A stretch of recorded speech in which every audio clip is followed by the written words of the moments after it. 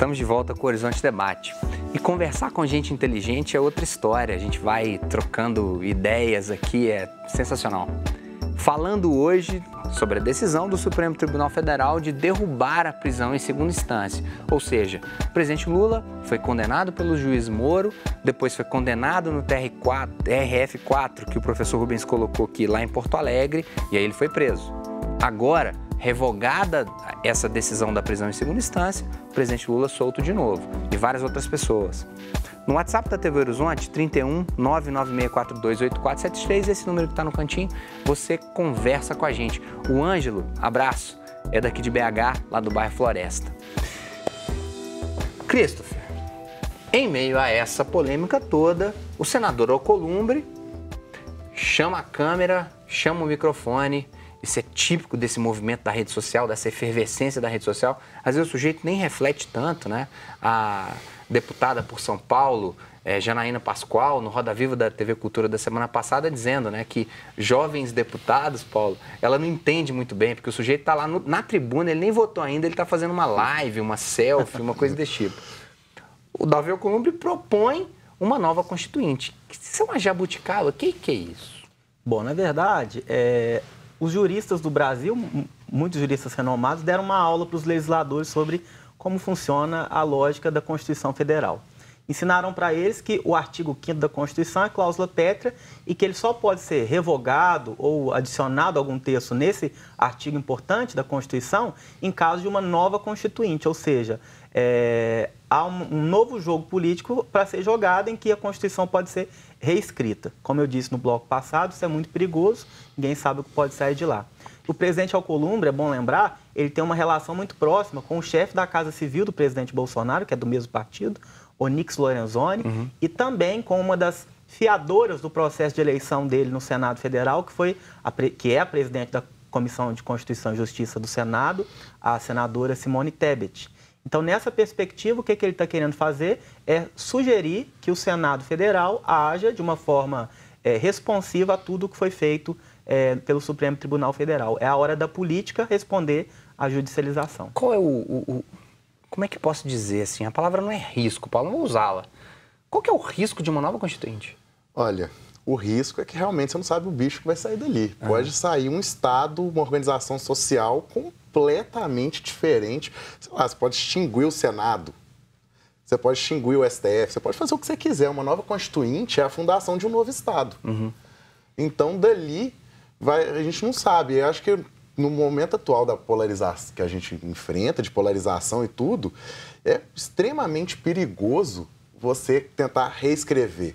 Você pode reformar alguns pontos da Constituição, agora reescrever uma nova Constituição parece completamente descabido. E a gente vê que, eu acho que assim, o elemento Lula que faz essa efervescência nas redes sociais.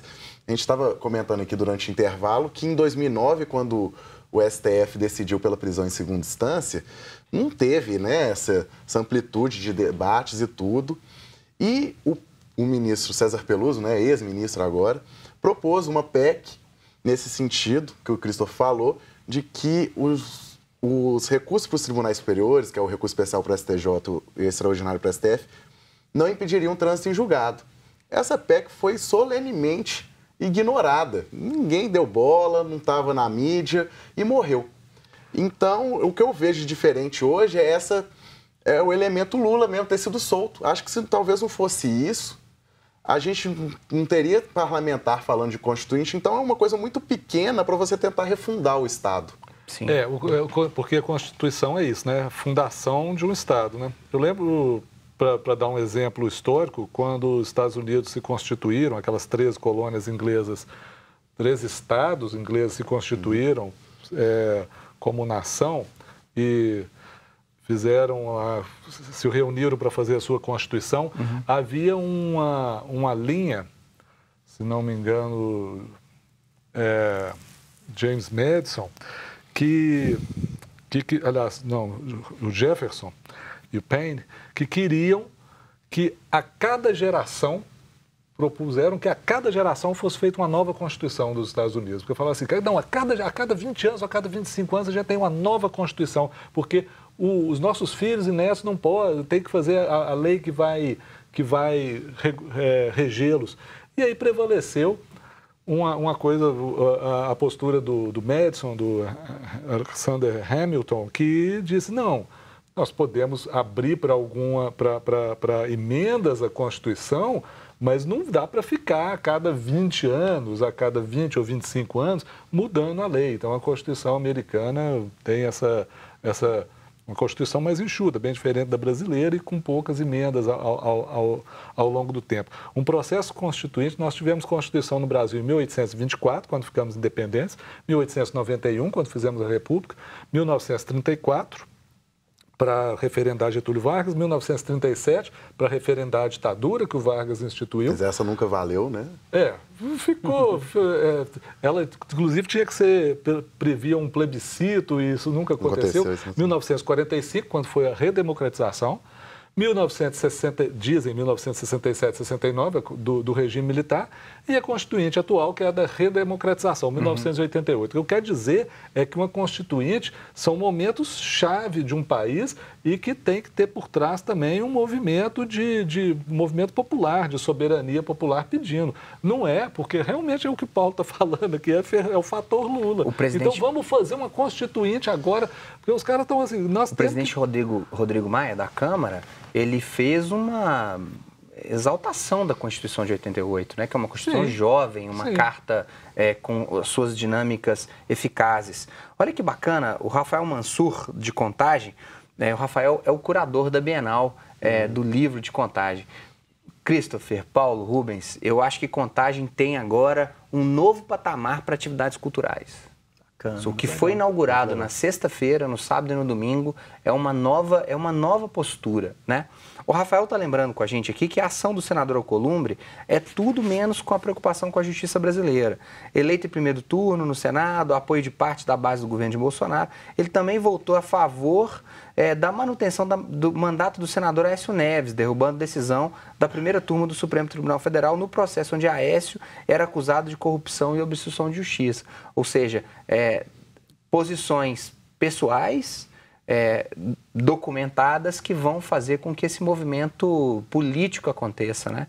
É possível da gente construir um debate que é um debate mais asséptico, um debate que é mais fechado, mais técnico, Rubens? Olha, debate, técnica sempre existe, mas ela sempre está junta com os interesses materiais e ideais e com os valores, né? Então, a técnica, o direito é uma técnica e ele estabelece limites, como o Paulo falou aqui, para a interpretação. Agora Paulo, Paulo Rubens, Christopher, se mistura com valores. Né? O Christopher, quando você abriu esse bloco agora, Christopher, se alguém te reconhece como um liberal, em função do programa que fizemos da Argentina tem pouco tempo, ou até mesmo esse sujeito polarizado que te reconhece como um bolsonarista, ele ficou decepcionado com a abertura do bloco agora, né? Assim, discordando de alguma forma. Uma Bienal do Livro pode ser reconhecida como Lula livre. Qual que é o prejuízo de eu reconhecer o Christopher como bolsonarista que pisou na bola, ou como Bienal do Livro como Lula livre? Ou seja, qual que é a confusão, Paulo, que pode ter a partir de um processo desse? A gente está vivendo isso, hein? Acho que tem aquele famoso clichê que hoje em dia a gente vê no Twitter que virou torcida de futebol. Se você identifica que um projeto igual você estava mencionando, tão bacana que nem a Bienal do Livro como Lula livre, você vai ser contra toda uma atividade cultural que pode engrandecer a sua cidade porque você não concorda com um posicionamento político, mas que não tem nada a ver, às vezes... Que não esteve lá. Que não esteve lá, que não tem nada a ver com aquilo, então você começa a perder muito sem ganhar nada em troca, né? Porque se você não vai na Bienal do Livro porque você identificou como Lula livre, você está boicotando uma atividade bacana que não vai surgir nada no lugar. só porque você está de birra. É uma birra, né? O que o bolsonarista que ficou decepcionado contigo, Christopher, o que dizer para ele? Já eu tenho um problema grande, que é o seguinte: os meus amigos de direita me consideram esquerdista e os meus amigos de esquerda me consideram bolsonarista. Na verdade, eu sou um defensor pleno da democracia. Gostaria de lembrar para vocês que antes do senador Davi Alcolumbre, quem propôs uma constituinte brasileira foi a presidente Dilma Rousseff. Quando nós tivemos, inclusive, aquelas movimentações, né, de rua muito graves, ela era presidente na época, e naquele momento eu fui contra a presidente Dilma Rousseff, falando que não era momento para a gente fazer uma constituinte. O mesmo eu mantenho agora em relação ao pessoal da direita, no qual o ícone da vez agora é o presidente Davi Alcolumbre. Eu mantenho as minhas posições, defendendo em todas as circunstâncias a democracia e os trâmites que a democracia sugere. O que o presidente Alcolumbre e o presidente Dias Toffoli estão fazendo, Rubens, não sei se você concorda, é uma tentativa de colocar panos quentes, assim, não vamos entrar nesse debate, não. Vamos dizer, então, que suspendemos o que está sendo investigado sobre o Flávio Bolsonaro, porque eu não quero conflito com o Executivo. O que é isso que está acontecendo? Bom, eu acho que tentar conciliar isso, é tentar conciliar? Eu acho que o Toffoli abriu no voto dele essa possibilidade, né? Eu estou votando a favor da prisão somente após o trânsito em julgado, mas em relação ao Lula, na verdade, o recado político é esse. Em relação ao Lula, a gente pode fazer alguma coisa aí.